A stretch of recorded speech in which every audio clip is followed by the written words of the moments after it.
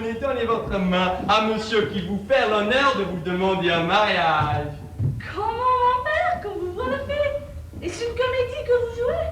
Non, non, ce n'est pas une comédie, c'est une affaire fort sérieuse et la plus pleine d'honneur pour vous qui se peut souhaiter. Voilà le mari que je vous donne. À moi, mon père? Oui, à vous.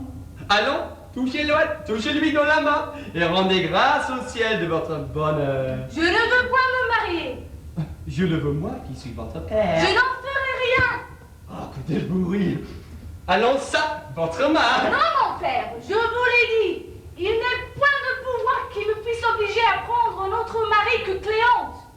Et je me résoudrai plutôt à toutes les extrémités que...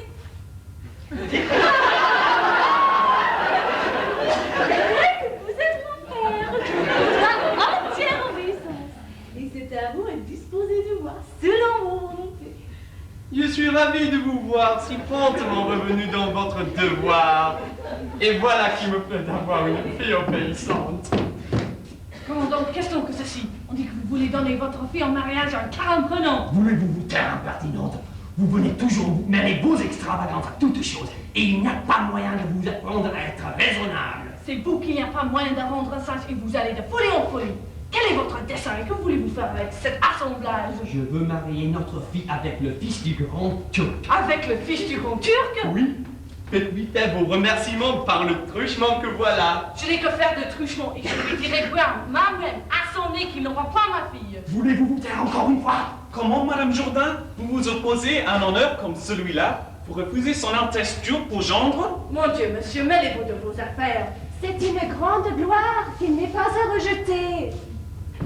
Madame, je vous prie aussi de ne vous pas embarrasser de ce qui ne vous touche pas. C'est l'amitié que nous avons pour vous. Vous nous faites intéresser dans vos avantages. Je me passerai bien de votre amitié. Voilà votre fille qui consent aux volontés de son père. Ma fille consent épouser un turc. Sans doute, Elle peut humilier Cléante. ne fait-on pas pour être grande dame? Je l'étranglerais de mes mains si elle avait fait un coup comme celui-là. Voilà bien du caquet. Je vous dis que ce mariage-là se fera. Et je vous dis, moi, qu'il ne se fera point. À cul de bruit. Merde. Allez, vous êtes une coquine. Quoi? Vous l'avez carrelée de ce qu'elle m'obéit? Oui, elle est à moi aussi bien qu'à vous. Madame, Comment voulez-vous compter, vous? un mot. Non, je n'ai que faire de votre mot. Monsieur, si elle veut écouter une parole en particulier, je vous promets de la faire consentir à ce que vous voulez. Je n'y consentirai point. Écoutez-moi seulement. Non, Écoutez-le. non, je ne veux pas écouter. Il vous dira Je ne tout. veux qu'il me dise rien. Oh, voilà une grande obstination de femme. Cela vous fera-t-il mal de l'entendre? Faites-vous m'écouter, vous ferez après ce qu'il vous plaira. Eh bien, quoi? Ne voyez-vous pas, madame, que tout ceci n'est fait que pour nous ajuster aux visions de votre mari, que nous l'abusons de ce déguisement, et que c'est Cléante lui-même qui est le fils du grand turc.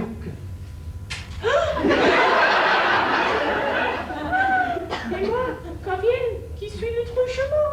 Ah, comme cela, je me rends. Ne faites pas semblant de rien. Oui, voilà qui est fait. Je consens au mariage. Ah! Voilà tout le mot raisonnable.